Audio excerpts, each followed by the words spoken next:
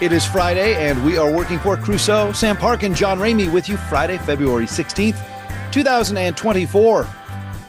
Former Prime Minister Imran Khan cries foul in Pakistan as two rival parties move to form a coalition government following the messy election.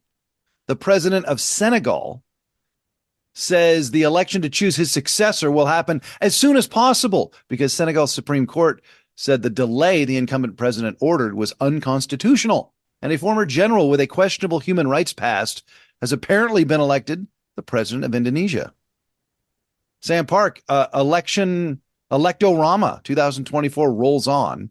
Yes, or as they say in Indonesia, a festival of democracy is how they describe their election. You know, that is a beautiful turn of phrase. It's fantastic. Yeah, good for them. I mean, we'll get to Indonesia. The notion of a country like that having a nationwide election, direct election of a president is just astounding. But yes, we'll come back to that. Two elections that we covered last week, or an election delayed in the case of Senegal, and then the aftermath of the Pakistan election. So let's jump to Pakistan, where you had the PPP, the PMLN, and the PTI, the three major parties competing. But of course, the PTI had been outlawed. The leader of that party and former Prime Minister Imran Khan imprisoned. So the candidates who would have been repping the PTI were actually independent candidates. And it turns out they won 93 seats, the biggest plurality or the largest, the most seats of any of the parties. But it looks like the other parties, the PPP and the PMLN, are going to freeze them out because they're forming a coalition government. Yes, and they had previously, that is previous to the era of the PTI, the Pakistan People's Party and the Pakistan Muslim League Nawaz were bitter rivals. They were sort of the Democrats and Republicans of Pakistan. Now, Pakistan has actually many parties, but they were the two main ones, and they contested vigorously for power over the years until Imran Khan came along with the PTI. And so now it'll be interesting to see how a coalition government between the PPP and the PMLN actually functions. I think that's an open question we're going to have to see. And Pakistan at this moment faces many challenges. Their economy is doing terribly. They've still not recovered from the floods of 2 summers ago, really just catastrophic flooding caused in no small part by climate change. And so these are just a couple of they face ongoing security concerns in restive and separatist regions. And so Pakistan is not an easy country to govern in the best of times, let alone with an unprecedented coalition government. It'll be interesting to see how this works out. But so far, it seems as though there have definitely been some protest on behalf of PTI supporters, but it does seem that that the Pakistani population in general is going to accept this outcome. It might be a little too early to say that definitively, but so far that seems to be how things are shaping up. The head of the Pakistan Muslim League, Nawaz Sharif, the head of the PML, so he has nominated his brother to be the prime minister. And then the secondary part of the coalition, the PPP, with the son of Benazir Bhutto, Bilawal Bhutto Zardari. I heard a report that he is possibly going to be given the presidency. Yes, that's my understanding as well. Right. I do not believe that the coalition talks are finalized. Mm-hmm. But as soon as word came down that they were in coalition talks, I think a lot of people figured, okay, that's over. That especially because they probably figured that this was the outcome favored by the Pakistani military, right, which is understood to pull a lot of the strings behind the scenes in Pakistani politics on a routine basis. So the PTI, Imran Khan's party, outlawed officially, like not allowed to stand for the election. So there were a ton of independent candidates that were thought to be unofficially PTI candidates that won 93 seats. The current leader of the PTI, Gohar Ali Khan, suggested there was evidence without actually revealing it, that the PTI won at least 180 seats out of the 266 that were contested in the election. That's only his assertion. I've seen no other reporting that would suggest such a widespread victory by the PTI that's being annulled by the other two parties. But it is very clear that the PTI had a much more robust showing in the election than I think was anticipated, at least conventional wisdom. I think that's absolutely right. And that there's still a chance, I would say, that the PTI will take some of these cases to court, much as happened in our election in 2020, although it won't be the incumbent president doing it. But I think another factor that PTI supporters would mention is that they were viciously suppressed by the government. As you say, their party was essentially outlawed. Their leader was imprisoned and convicted on the eve of the election. Thousands of PTI members were arrested. And so their contention would be, can you imagine how well we would have done without the suppression? We would have easily won a majority. And I think that's probably true. But again, people in Pakistan, they certainly don't like it, but they're used to having things sort of stitched up in advance. For instance, Shahbaz Sharif, whom you mentioned, who is going to be, he's the brother of the PMLN leader, Nawaz Sharif. Nawaz used to be the prime minister, and in fact has been prime minister 3 times before. Shahbaz Sharif has been the interim prime minister. Right, he was the caretaker. That's right. And so he's actually the incumbent prime minister. So he'll just go on being prime minister as long as these coalition talks hold up. I find it actually refreshing. I just assumed that Nawaz Sharif would assume the prime ministership, but he's decided to let his brother have it, which I think might have been sort of astute, actually, right? Because everybody's just sick of, the sort of revolving door of Pakistani politics. Shahbaz honestly isn't much of a relief in that respect, but at least it's not Nawaz Sharif, who's been prime minister over and over again. Nawaz also, we could have forgiven him if he was a little gun shy, because he's never finished a premier term during his time. In fact, once was overthrown in a military coup. So you could maybe understand why he wouldn't want to actually sit in the chair. The head of the PPP, Bilawal Bhutto Zardari, the son of Benazir Bhutto and the grandson of a former president of Pakistan, was questioned one time about nepotism and dynastic politics in Pakistan. And this was actually in an interview with CNN before the election.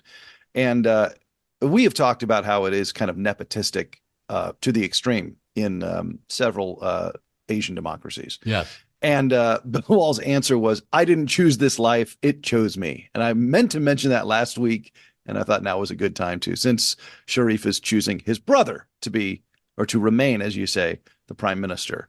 And the funny part is that it's tantamount to saying, I was born into this family, right? I had no control over who my parents are. What am I supposed to do? No, mom and dad, I want to be a doctor, and on a certain level, I think that's absolutely right. But it doesn't sort of assuage our concerns about the state of politics in many different countries. And in fact, many people would say that Imran Khan himself would have liked to establish such a dynasty for his own family, but he just didn't have time. Right. It is interesting, right? If you're seeking the best kind of spin on the Khan phenomenon within Pakistani politics, it's the popular athlete busts up the duopoly that was really just the two-faced stooge of the military. But in fact, as you say, Khan probably wanted to set up his own quasi-family monopoly in power. I don't know about it's possible anyway. Yeah. Well, again, it wouldn't shock anybody if that had been the case. No, and in fact, it's possible that the military can just keep Khan in their back pocket, right? They can let him out of prison just as easily as they got him in. In fact, probably easier than he's serving a 14-year sentence. Yes, and so if either the PMLN or the PPP acts up, right, they could just pull Khan back out and say, "Oh, look, he's back out." Right? I kind of doubt that'll happen, but I don't think it's a possibility that hasn't occurred to anybody in Pakistan. Is it the case that the Pakistani military just uses the facade of democracy, elections, parties, and candidates as kind of the bright, shiny object to distract the populace from who's actually running the government? I think that Is that, might is that be too cynical? I think that might be a little bit of an overstatement. I don't think it's a great overstatement, however. I mean, it's rather well understood that it is the military that calls the shots politically in Pakistan, up to and including outright military coups, which have happened. Right. But they seem to try to keep their powder dry on those. They don't like to be frivolous about when that happens. No, it has been a good 20 years or more. Shall we move on to Senegal? Why not? On Thursday, so yesterday, Senegal's Constitutional Council rejected the incumbent president Macky Sall's unilateral order to delay the presidential election. Well, Originally, Macky Sall says that was an act of the National Assembly. well, okay. No one really believes that, but we should at least give him a fair hearing on this. I have read that it has generally been regarded as a decree. And then there was a controversial bill after his order that confirmed it. I Right. think that's a very fair way of putting I it. don't want to put the cart before the horse, but yeah, okay. So anyway, the Supreme Court in Senegal said that's unconstitutional. And remember, we talked about this last week. Sall had made the order. The bill was being confirmed in the parliament, and like riots broke out, and Yes, people got arrested. So all hell was breaking loose. So now the Constitutional Council, the Supreme Court of Senegal, has said the presidential order is unconstitutional, and it voided the bill that Parliament passed that was confirming Sall's decree. He wanted to move the election from February 25th to December 15th.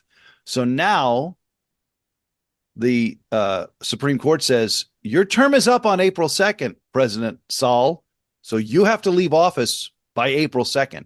There's been no date established for when the actual election will take place, but it's going to happen soon, apparently. that's and I think it's notable, for instance, that the Constitutional Council really vetted this very carefully, right? They didn't say no, you can't postpone the election, right? Because Saul had all these excuses. Oh, well, there's concerns about eligibility and things like this for different candidates.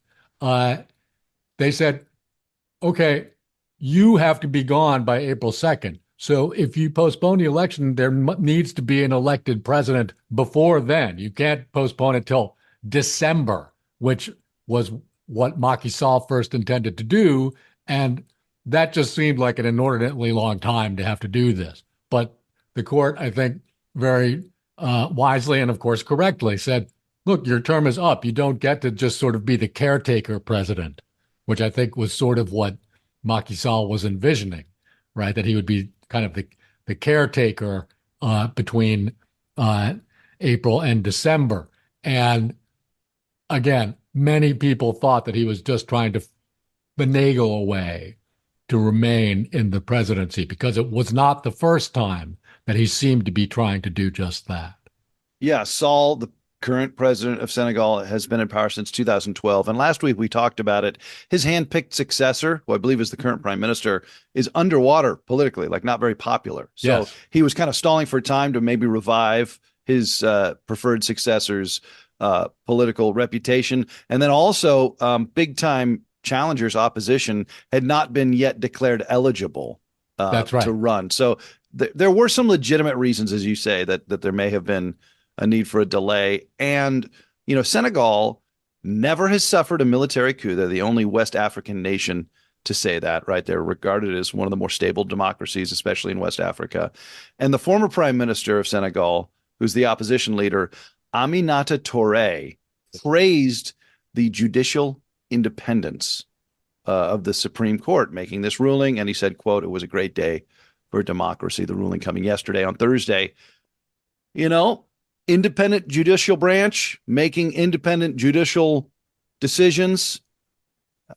That's good. You want that in the mix, right? Absolutely. That's a functioning democracy. Yes, and not to mention the street protests, which were suppressed, right? In fact, the United States was alone amongst Western nations and says, look, you not only do you have to ha adhere to the Constitution and your election schedule, you have to allow people to protest on the street if you want to call yourself a functioning democracy.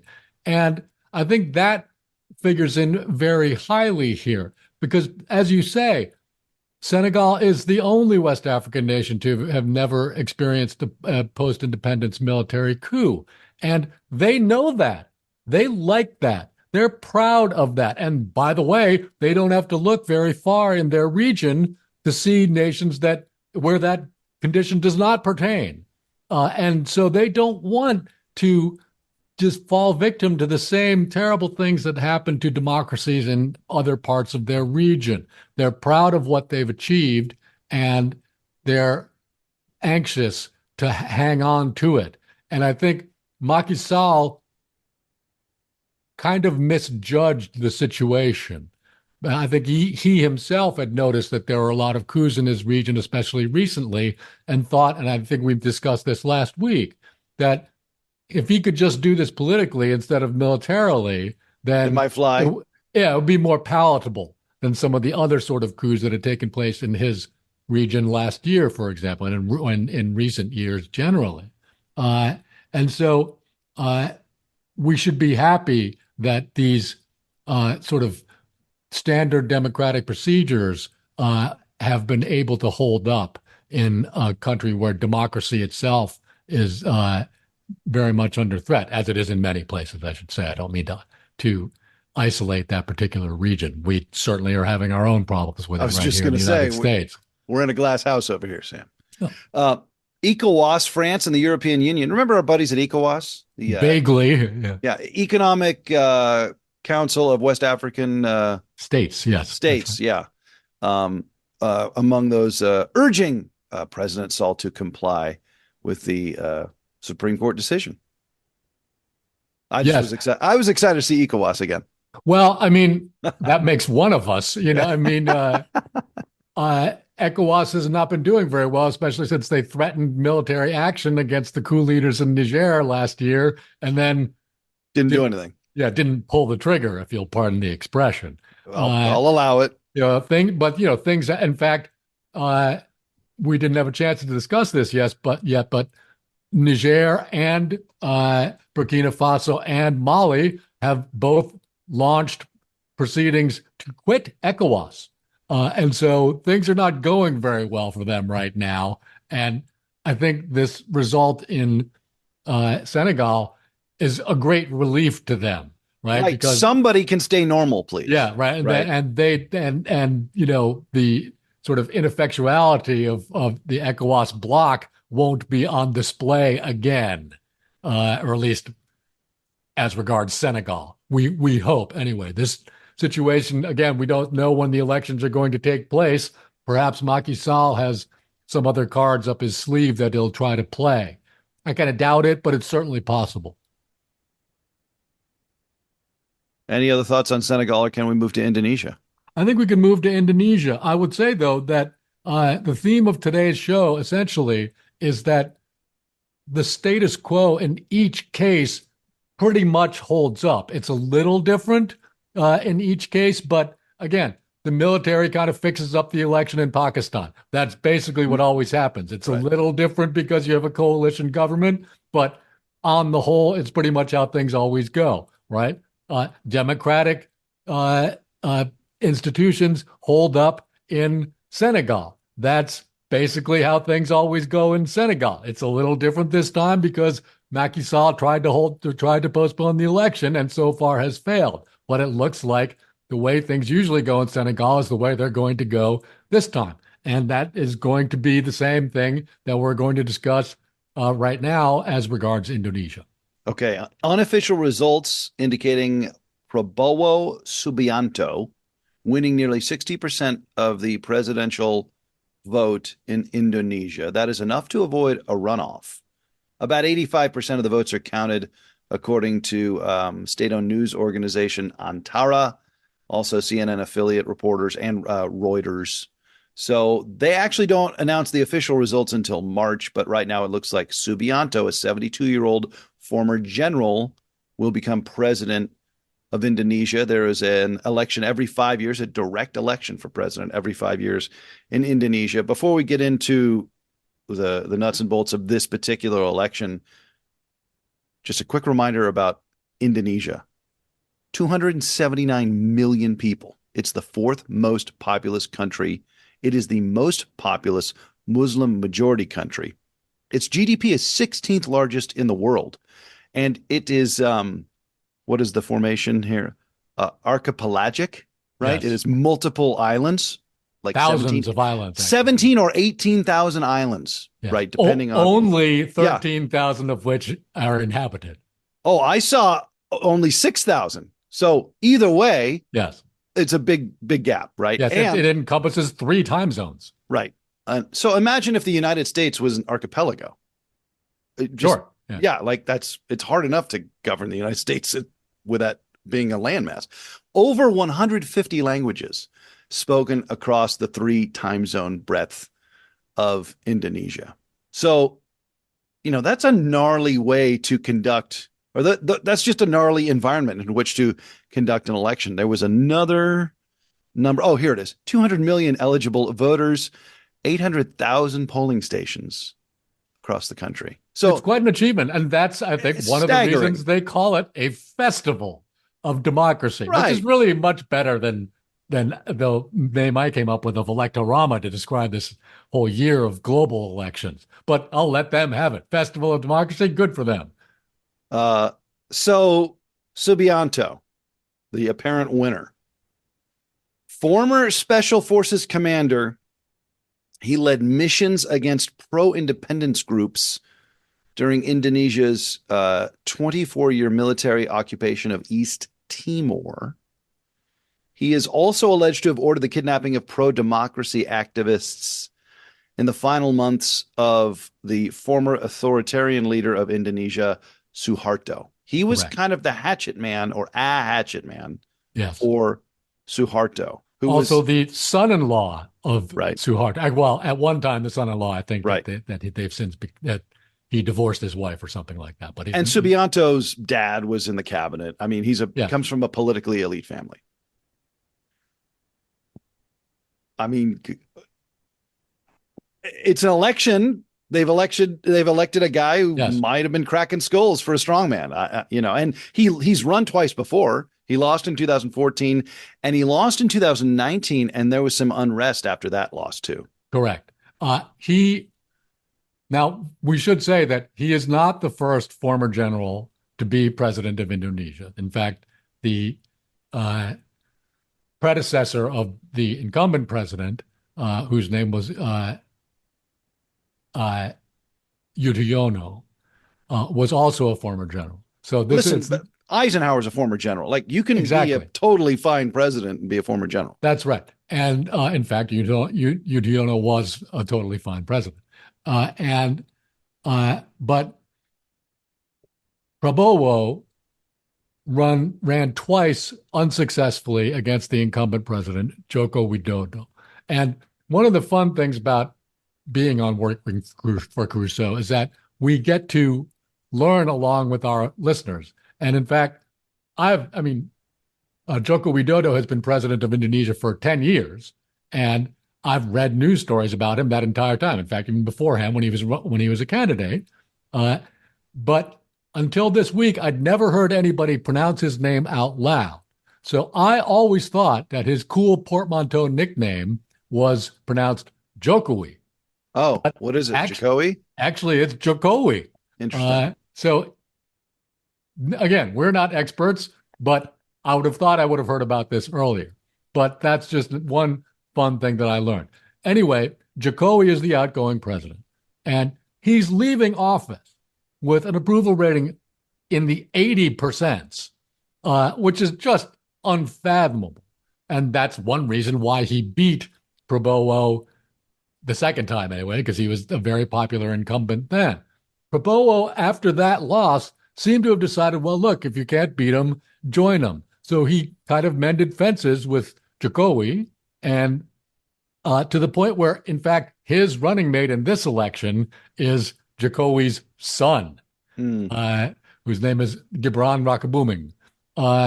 And in fact, somehow it was discovered that Gibran was eligible to vote, even though he was younger than the age of 40, that which is is what eligible to you're run. run, right? Because you've Yeah. got to be 40 to be president.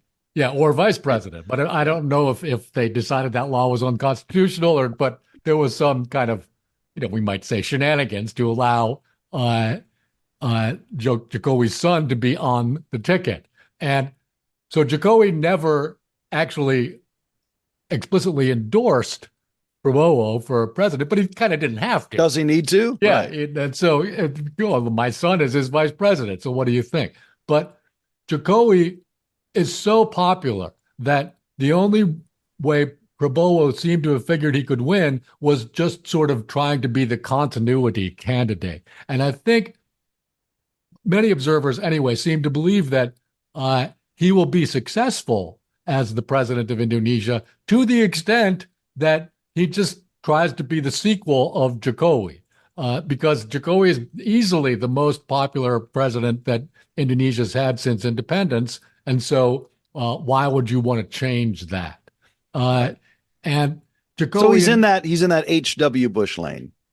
yeah, sort of, right? But he might expect a better result than Right. Sure. HW got. But for instance, Jokowi is a sort of self-made business figure, right? He started out as a furniture salesman, which sounds kind of weird, right? But then when you realize that Indonesia is a developing economy, which generally, and in this case, does mean that it's a rapidly urbanizing economy, or at least was when Jokowi became president, right? So you've got a lot of people moving into cities. These people all need furniture, Right. right? And there's a lot of people who need a lot of furniture very quickly.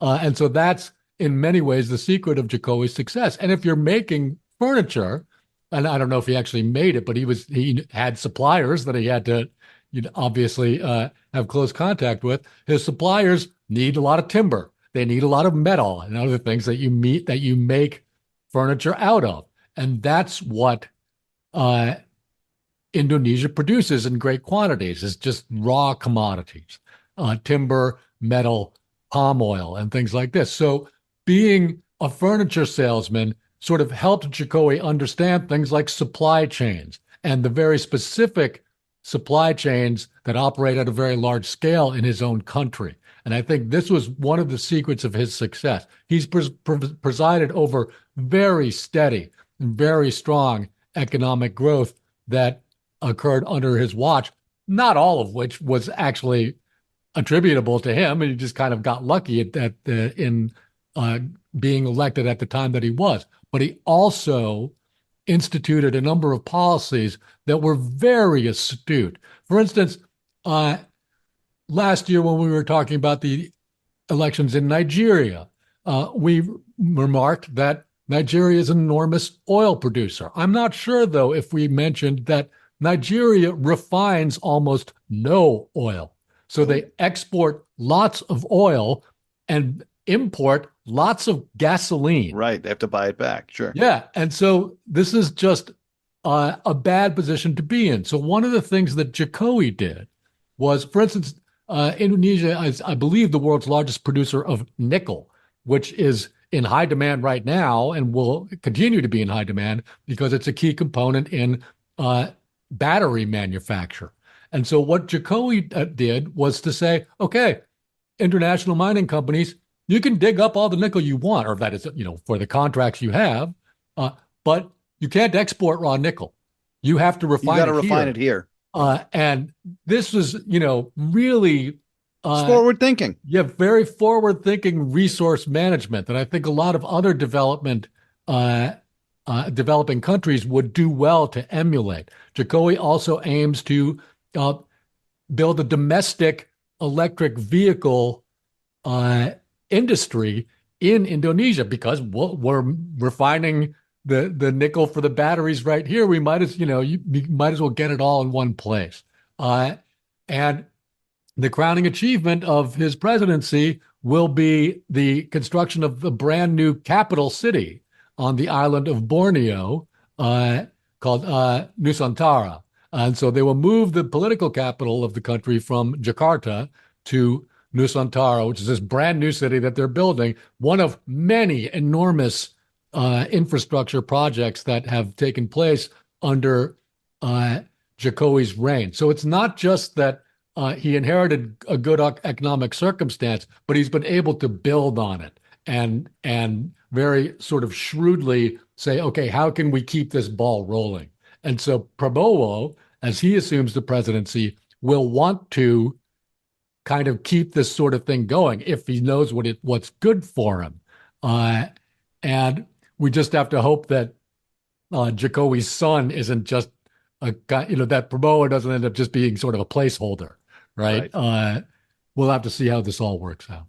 At the same time, if he is just a placeholder, that's better than if he is like a military strongman or a Yes, that's former right. military strongman. Yes, I mean, it is interesting, right? I mean, he apparently did some rather unsavory things when he was, as I said, a hatchet man for Suharto, who was the authoritarian in power for many years in Indonesia. But if because he's got to stay in this lane, this continuity candidate lane, with Jokowi's son on the ticket in the breathing cabinet, down like, his neck, possibly. I mean, Right? that's actually kind of a pretty good check on anything nefarious he might cook up. And I'm not Yes. trying to say that Prabowo is inherently evil or whatever, but the resume is the resume. Yes, but the problem though is that Jokowi also seems to be trying to develop a family dynasty, right? Which is the sort of that what links him with Pakistan and again many other Asian countries. But Indonesia, uh, as we've discussed, just sort of geographically and demographically, they kind of do their own thing. For example, they don't actually have a shoreline on the South China Sea. They're right there, but they don't actually have territorial waters, unlike most of their neighbors, right? We'll throw in the map right now, right yeah, there. yeah. As you can see, they're kind of shut off from the South China Sea by Malaysia, with whom they Right. share the island of Borneo along with the Sultanate of Brunei. And so, and again, they extend very far to the east, to another large island of New Guinea, which they share with Papua New Guinea. So they go from almost as far west as the Indian subcontinent, all the way past or almost past the eastern border of Australia. This is one of the reasons why they've never had, that is, since the dictatorship of Suharto, they've never had a strong centralized government. Just because it's hard to get places. That's right, exactly, right. And different islands have their own sort of island identities, as we've discussed in previous episode about Taiwan, right? And in this case, there's thousands and thousands and thousands of islands, many of which have historically been not very well connected to one another, and some of which still are not. I mean, it's a bit like 19th century Western United States, right? But across seas, right? Yes. It's or maybe the Greek Isles or something. I mean, it's just the physical realities of Indonesia, of course, would make it very challenging to have a strong central government. Yeah, unless you're a brutal dictator, right? Right. Any other thoughts about Indonesia? I mean, just considering the scope of, as you said, the festival of democracy and the lineage of the candidate, the apparent winning candidate, seem to be the most kind of interesting elements of that story to me. I would agree. And again, this is basically what always happens in Indonesia. They have an election that really is free and fair, right? Prabowo didn't cheat at all. There's no indication of any kind of... no outcry from watchdog groups or anything. That's right. This. Everybody agrees that this was a fair election, and so Prabowo will take office as the president. And so, in this time of challenged democracies, none of these countries actually managed to backslide. The thing with, again, it's a little different because of the vice presidential candidate being Jokowi's son, right? But as backsliding goes, I think that's tolerable. It's not optimum, but I think we can probably put up with that. So in 2024, we'll take all the wins we can get. Absolutely, right? Even as provisional as they might be. But that's basically the theme of today's show: is the status quo holds. Next week, We'll talk about Navalny, the opposition leader in Russia, who Yes, and next Friday, of died course. today. Yes, next Friday, of course, will be the eve of 2 years of Russians' aggression in Ukraine. Right. So we haven't talked about Ukraine much at all since the war in Gaza broke out. Many things have happened there, so we're probably going to want to spend a fair amount of time talking about that. And we can, since it relates to Russia, obviously, we can talk about the death of Alexei Navalny as well. And as a matter of fact, I don't think it's entirely coincidental that the news of Navalny's death broke on the opening day of the Munich Security Conference, which is going on right now and will be happening through the weekend. In fact, Navalny's apparent widow addressed Yes. the Munich Security Conference on its opening day, talking about the reported death of her husband, which is still not confirmed by any independent source. By the way, it's only the Kremlin's word that we have for this. I think it's probably true. I can't imagine why they would make something like that up. It would be quite embarrassing for them if he later turned out to be alive. But so I think the bulk of next week's episode will be devoted to matters such as these, unless very important news breaks in the interim, which is certainly very possible. Also of note, the Russian government getting the opposition leader out of the way, even though he was in prison, but now he's dead a month before their election. Yes, air quotes election. That's right. Yeah. That's right. Emails, suggestions, comments. You can reach us at johnrameymedia@gmail.com. He is Sam Park. I'm John Ramey. This has been Working for Crusoe. Have yourselves a great weekend. Thanks, everybody.